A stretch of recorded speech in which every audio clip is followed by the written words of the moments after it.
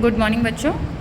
Exercise coordinate geometry class 10th maths exercise 7.1 का जो question number 9 हमारा छूट गया था हम उसको अभी कर लेते हैं। इसमें गिवन है कि जो Q है 0,1 एक पॉइंट है, तो हमने कंसीडर कर लिया 0,1 इज़ इक्वी डिस्टेंट, मतलब ये वाला पॉइंट बराबर दूरी पे है। किससे बराबर दूरी पे है? P से और R से। तो Q P से और R से बराबर दूरी पे है, तो P और R के कोऑर्डिनेट्स हमने लिख दिए हैं। तो इसका मतलब P Q is equals to Q R, यह आपको गिवन है। पी क्यू यानी कि पी और क्यू के बीच की डिस्टेंस फॉर्मूले की मदद से हम लोग निकाल देंगे।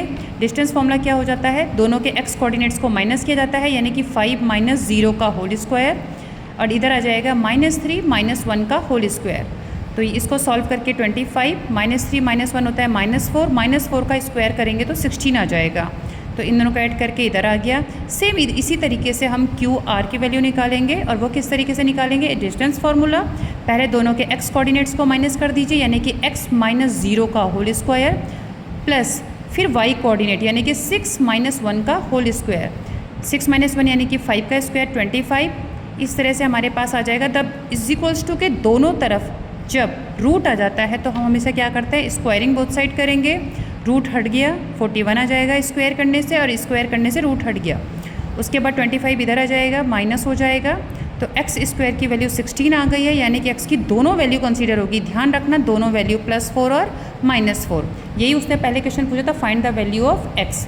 उसके बाद उसने कहा फाइंड डिस्टेंस क्यू आर। पहले आप x की वैल्यू निकाल दो, और जैसे आप वैल्यू निकाल दोगे तो अब दोबारा से आप क्या निकालेंगे?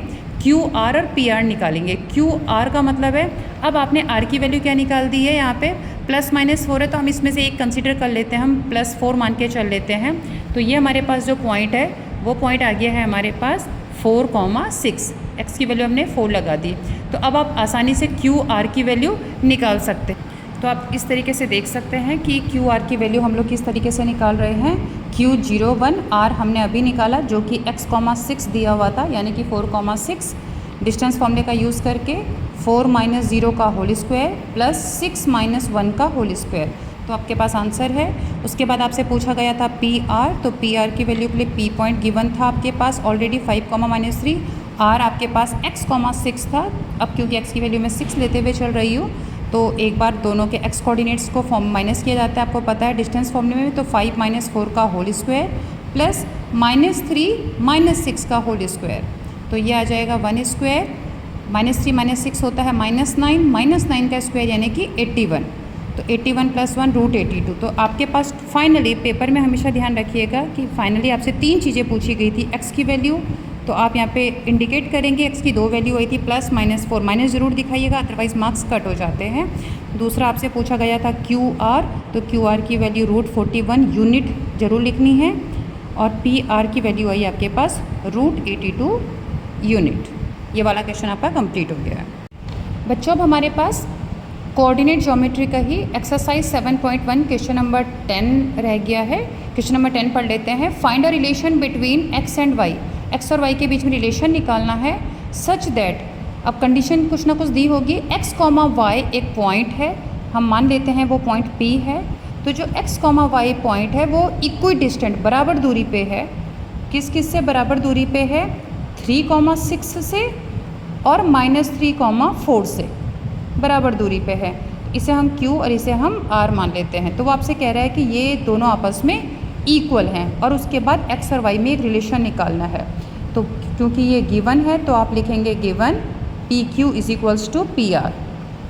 अगेन डिस्टेंस फॉर्मूले का यूज़ करेंगे। PQ की वैल्यू निकालिए। डिस्टेंस फॉर्मूला बोलता है दोनों के x कोऑर्डिनेट्स को माइनस करिए, तो ये आ जाएगा x - 3 का होल स्क्वायर प्लस y - 6 का होल स्क्वायर। सेम इसी तरह से इधर भी आ जाएगा।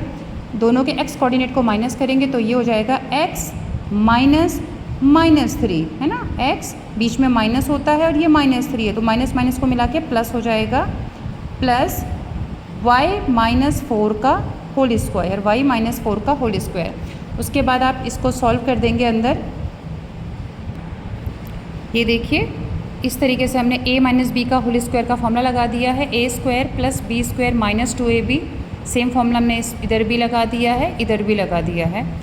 देन आफ्टर मैंने आपको जैसे बताया ही है कि इज इक्वल्स टू बीच में है, दोनों साइड अंडर रूट है, स्क्वायरिंग बोथ साइड कर देंगे, दोनों साइडों से रूट हट जाएंगे, तो जो बचा हुआ है वो हम नीचे लिख देंगे। अब क्योंकि 36 + 9 था तो ये 45 आ चुका है। थोड़ा मैंने सिस्टमेटिकली लिख दिया है, x² + y², ये आगे ले आई, फिर x वाले टर्म्स, फिर y वाले टर्म्स और फिर कॉन्स्टेंट सेम दूसरी साइड। अब आप इन सारे टर्म्स को अगर दूसरी साइड लेके आ जाएंगे तो हम देखेंगे सारे के सारे टर्म्स आप एक साइड ले आ जाइए और इस साइड राइट हैंड साइड 0 बना दीजिए। तो देखेंगे सारे टर्म्स एक तरफ आ गए हैं, ये दोनों कैंसिल, y + y² से -y² कैंसिल, -6x और -6x ये हो जाएगा आपके पास -12x, फिर था आपके पास -12y और इधर से है आपके पास +8y, -12 और +8 दोनों सब्ट्रैक्ट हो जाएंगे, बड़े वाले का साइन आएगा यानी कि -4y। इधर बचता है हमारे पास +45 और -25, अपोजिट साइन है, सब्ट्रैक्ट हो जाएगा, 5 में से 5 गए 0, 4 में से 2 गए 2, बड़े वाले का साइन आएगा इक्वल्स टू 0। तो ये आपके पास रिलेशन आ चुका है। अब क्योंकि यहाँ पे 12, 4 और 20 है, जो कि 4 से पूरी इक्वेशन डिवाइड हो सकती है, तो हम इसे डिवाइडेड बाई 4 कर देंगे पूरी इक्वेशन को।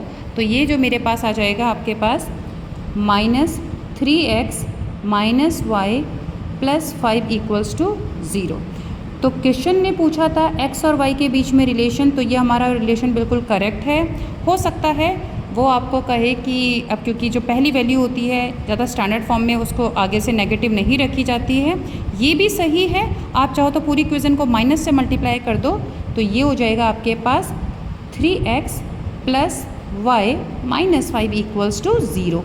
तो ये भी आपके पास फाइनल आंसर है। इस तरीके से आपका ये वाला क्वेश्चन भी रेडी हो गया है।